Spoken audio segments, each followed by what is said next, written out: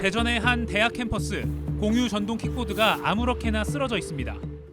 타다가 아무데나 두면 반납 완료라는 이용자들의 잘못된 인식이 여전하기 때문입니다. 업체마다 차이는 있지만 주차 금지 구역에서 반납해도 이용자에게 아무 불이익이 없는 경우가 많습니다. 상황이 이렇다 보니 일부 지자체는 아예 견인까지 하겠다며 단속에 나섰습니다. 충남대와 카이스트가 있어 대학생 전동 킥보드 이용자가 많은 대전 유성구. 관련 민원도 끊이질 않습니다.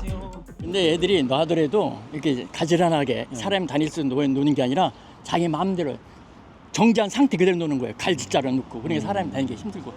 대전 유성구청은 아예 단속 공무원을 지정해 평일마다 단속을 하고 있습니다.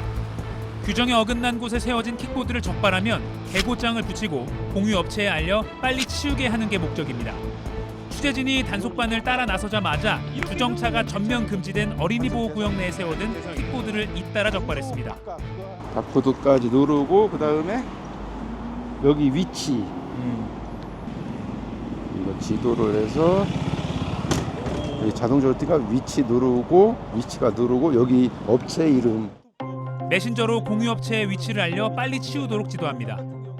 네, 바닥에 보이는 것처럼 이곳은 어린이 보호구역이고요. 그리고 건물 출입구 바로 앞입니다. 이곳에 방치된 이 전동 킥보드 업체에서 1시간 이내에 찾아가지 않으면 이거는 견인될 예정입니다. 최소 3만 원의 견인료에 보관료까지 추가되기 때문에 공유업체에선 빨리 움직일 수밖에 없습니다. 단속 때문에 나오는 거죠. 최악의 경우 어디 되는 것까지 봤다? 저기 천변. 천변에 예, 거기다 막 빠뜨리고 하는 친구들도 많고 많아요. 물에 빠뜨리고 간다고요? 예. 그건 술 먹고 아마 그랬을 거예요. 아니요, 그냥.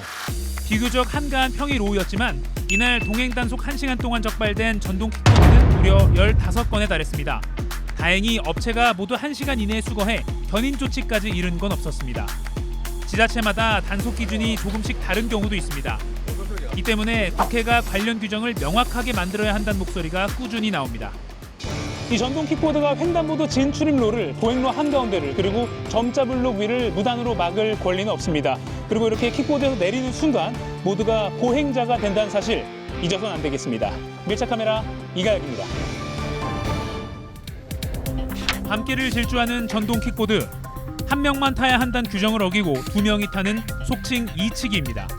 안전모도 쓰지 않았습니다. 한참을 달리는 이들을 직접 따라가 봤습니다. JTBC 취재진인데요.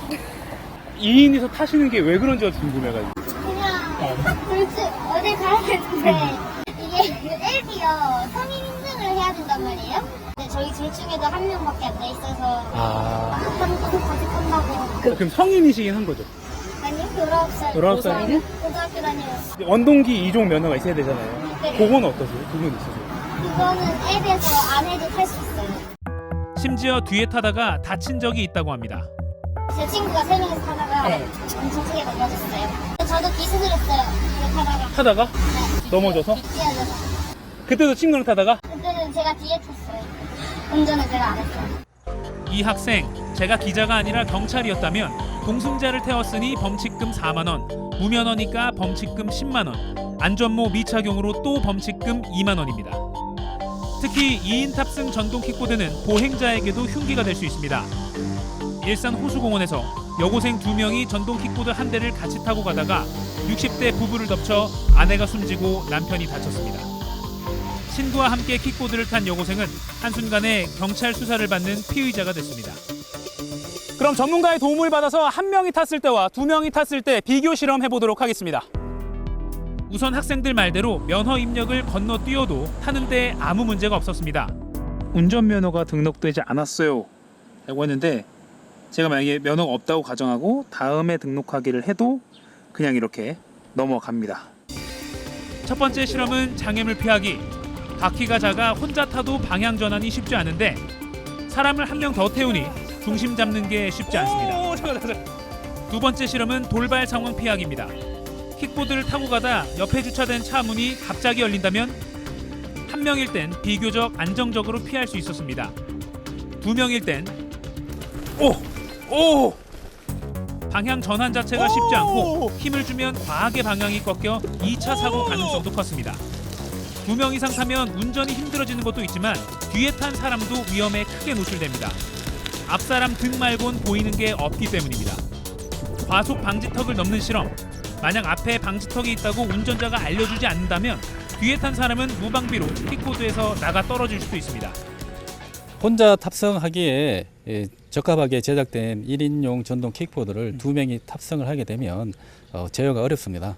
돌발 상황이 닥쳤을 때는 피할 수가 없는 상황이 되게 됩니다. 음주운전을 우리는 잠재적 살인 행위라고 부르는데 주저하지 않습니다.